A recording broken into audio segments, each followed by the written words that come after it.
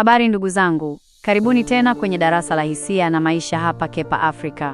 Leo tunazungumzia kitu ambacho karibu kila binadamu amewahi kukipitia.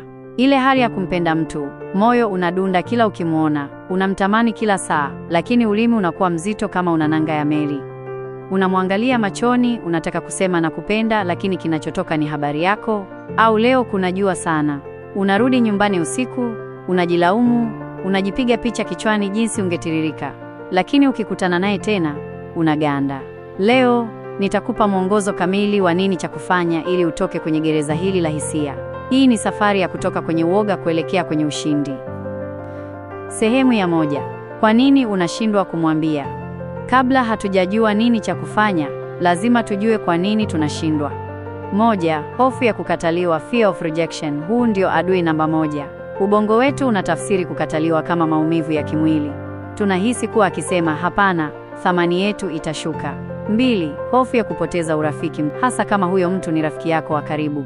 Unawaza, nikimwambia kisha asinikubali, urafiki wetu utakuwaje? 3. Kujidharau, low self esteem. Unajiona yeye yupo ligi ya juu na wewe upo chini.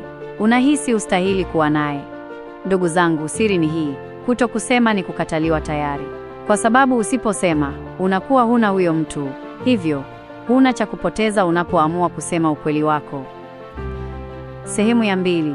Hatua za kufanya kabla ya kufunguka. 1. Pima maji, the temperature check. Usikurupuke tu na kusema na kuabudu. Anza kwa kusoma ishara. Je, anafurahi kukuona? Je, anatafuta muda wa kuwa na wewe? Jaribu kumpa sifa, compliments, ambazo kidogo zinaashiria hisia. Mfano, unapendeza sana leo. Hiyo tabasamu yako ina nguvu ya ajabu. Angalia mwitikio wake.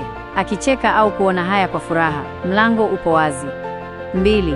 Jenga ukaribu wa kihisia, emotional intimacy.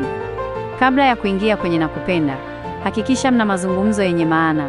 Shiriki ndoto zako, sikiliza zake. Mtu akijihisi salama kwako, ni rahisi kupokea hisia zako. 3. Jiandae kisaikolojia na matokeo yote. Hapa ndipo wanaume na wanawake shupavu wanapojitofautisha. Lazima ukubali kuwa anaweza kusema ndio au hapana. Ukikubali kuwa hapana, sio mwisho wa dunia, ule woga utatoweka. Kumbuka, unamwambia ukweli wako kwa ajili ya amani yako, sio lazima awe nawe. Sehemu ya 3. Namna ya kumwambia, mbinu ya kijasusi, the direct approach, ukweli bila maficho. Hii ni kwa ajili ya wale wenye ujasiri.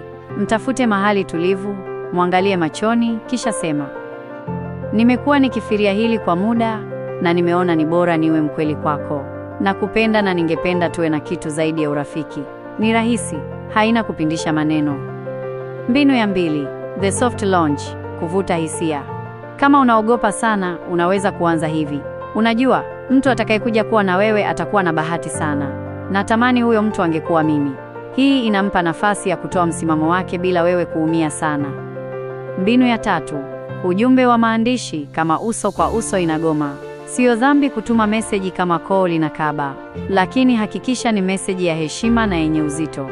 Ieleze hisia yako na umpe nafasi ya kufikiria. Sehemu ya 4. Baada ya kumwambia, nini kinafuata? Hongera, umefungua ukurasa mpya. Sasa kazi ya kutunza mahusiano inaanza. Usibweteke. Akisema hichi yali, nijibu tu. Usikasirike, usimtukane, wala usimsumbue. Mwambie, nashukuru kwa kuwa mkweli. Nilihitaji kutoa hili moyoni. Chukua muda wako, jitenge kidogo ili upone, kisha songa mbele. Dunia ina watu bilioni 8. Mmoja amesema hapana, ili upate nafasi ya kukutana na anayekusubiri kwa ndio kubwa. Ndugu zangu wa Kepa Africa, maisha ni mafupi mno kuishi na siri nzito moyoni.